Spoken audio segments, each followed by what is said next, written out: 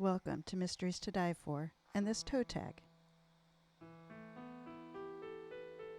I am TG Wolff and I'm here with Jack, my piano player and producer. This is normally a podcast where we combine storytelling with original music to put you at the heart of murder, mystery, and mayhem. Today is a bonus episode we call a toe tag. It's the first chapter from a fresh release in the mystery, crime, and thriller genre.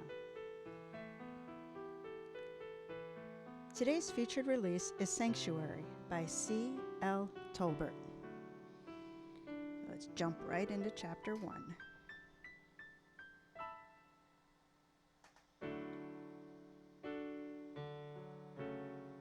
Monday, October 14th, 1996. James Crosby licked his index finger and thumb and pinched the flame of the candle until it was out. His mother had taught him how to snuff out a candle years ago, assuring him that the flame wouldn't burn him, encouraging him to follow her example. She could be charming when she wanted to, but when he burned his fingers that day, she laughed. He was only 5. James stood at the altar for a moment, watching the glowing ember of incense resting on its stand, then reached into his pocket and placed a small mirror on the smooth wooden surface. He poured a line of white powder on the mirror, plucked a razor from his wallet, and began to cut the powder into smaller lines. Bending over the altar, he sniffed loudly and then shook his head, savoring the feeling. For a moment, he saw a kaleidoscope of color. He turned around, staggering, gripping the altar, and gazed out over the room.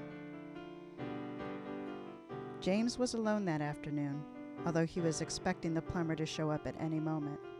He preferred solitude, especially since he spent all week listening to people talk about their problems. Cecilia, his wife, had gone grocery shopping, and at his request, Mira, his assistant, and the mother of his second child, was visiting their French Quarter shop to check on some of the sales. The spa services offered in the back of the temple were closed on Monday, as were all lessons, sessions, and chanting. The temple was open for meditation only, but no one was there. Mondays were slow in New Orleans. Galleries, hairdressers, spas, theaters, and many of the restaurants in the city were also closed. Monday seemed like a holiday to him, a day he could do what he wanted. It was his favorite day of the week. James pulled back the velvet drapes of the altar room and stepped into the hallway. He breathed deeply, filling his lungs. The air was clearer there, the incense not nearly as thick. He tried to clear his head with each breath, but the drug had kicked in. He turned, catching his reflection in the mirror at the foot of the stairs. He didn't like what he saw. He turned, stumbling, to make his way to the second-floor offices and apartments, and noticed there were still some tools the plumbers had left behind in the hallway from the work they did last week. They hadn't been paid yet and were probably expecting something soon. He'd have to remind Mira to send a check. The floorboards creaked from the weight of his steps, and he nearly groaned out loud at the thought of all the work that had to be done. The repairs he was having made hadn't been adequate, even though the workers were making their way around the place, replacing rotten boards and plumbing lines. He swept his hand along the mahogany banister. It was still a fine place, despite all the problems. When he reached the second floor, he grabbed the knob to his office door to steady himself, then paused. He thought he heard steps.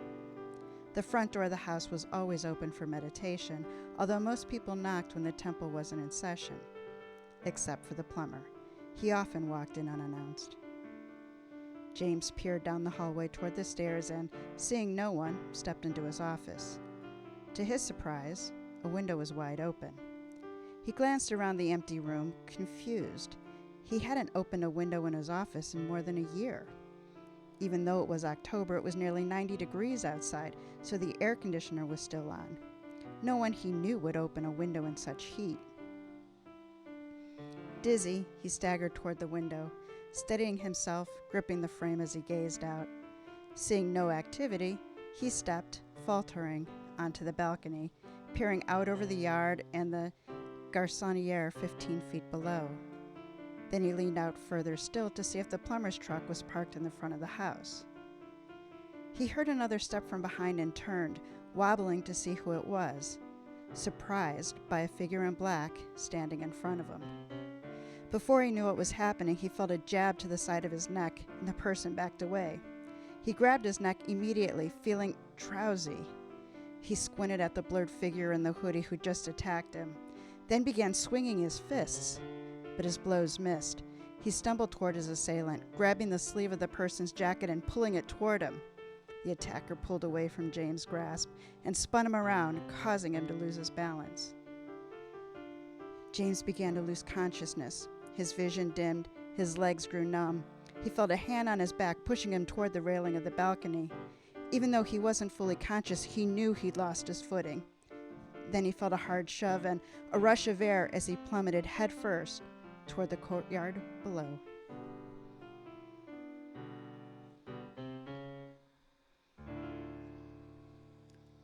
Well, that's the first chapter of Sanctuary. So Sanctuary was released July 14th, 2022 from Level Best Books and is available from your favorite book retailers. So let's meet J.L. Tolbert, an attorney with 35 years of experience. Cynthia Tolbert retired and began writing full-time. She won the Georgia State Bar Fiction Award contest and then developed the winning short story into the first novel of the Thornton Mystery Series, Out of Silence, which was published in 2019. 2 additional mysteries have been published, The Redemption in 2021, and this one that you just heard a little bit of, Sanctuary, which came out 2022. Cynthia also has a Master's of Special Education and taught school for 10 years before becoming a lawyer. She lives in Atlanta, Georgia with her husband and her schnauzer named Yoda. Visit Cynthia at her website, which is in the show notes. September 12th through October 8th, 2022, Sanctuary is on tour with Partners in Crime. Check out the tour link in the show notes for content and information. So now, here's my review. So this is an amateur sleuth mystery with elements of a legal thriller. James Crosby, as you heard, is dead. The finger of guilt is pointed at a 19-year-old transient who's a member of the church that Crosby led. Arrested, the young woman, Stacey Roberts, calls the one person she knows in New Orleans who can help her, law professor Emma Thornton. The quest for reasonable doubt takes Emma into the back room of a cult, a head shop in the French Quarter, and down under the overpass. Bottom line, Sanctuary is for you if you like sophisticated amateur sleuths, a balanced mix of whodunit mystery and legal thriller, and the spicy vibe that is uniquely New Orleans. So where does it compare to the perfect amateur sleuth? Well, the strengths of the story, Emma Thornton is a strong protagonist with a well-ordered mind and a good heart. She ferrets out the facts that characters would rather keep hidden, and in doing so, she does drive her own story forward. Without Emma, there's a chance Stacey would have been acquitted, depending on who her other lawyer would have been, but the real culprit would not have been captured, and there would have been repercussions to the other characters if the, quote, bad guy had gotten away. This story is 95% about the murder of James Crosby, so this is a win for readers who just want the mystery, and a loss for readers who more like to get to know their detectives. There are 3 minor characters, Emma's fiancé Ren, who is a New Orleans homicide detective, and her twin boys. Ren becomes more of a character as the story progresses. Every time the boys appeared, they were given food and sent to the room to do homework, and I felt bad for them after the first few times. The story is cleanly written with minimal typos. Where the story fell short of ideal, looking back at the story from back to front, which y'all know I like to do, the motivation of the killer is solid, but the details are not as strong as the rest of the story. Ms. Tolbert does not give the reader the wrap-up direct from the killer, which contributed to my feeling of not really understanding some of the why and how that everything was done. I don't expect this will be an issue for most readers unless, like me, you find your fun dissecting stories. Of the 34 chapters, all were written from Emma's perspective except 3. The first, which you just heard, in which we see James's murder, and then 2 others were written from Stacey. The Stacey scenes interrupted the flow of the storytelling for me, without giving me information that I wouldn't have otherwise gotten in following chapters. So that's it. I think C.L. Tolbert really hit one out of the park with this story, and it has a lot to offer for mystery lovers and legal thriller lovers. So with that, Jack, we can wrap up this toe tag. Why don't you give us some music to send us out while people look up Sanctuary by C.L. Tolbert.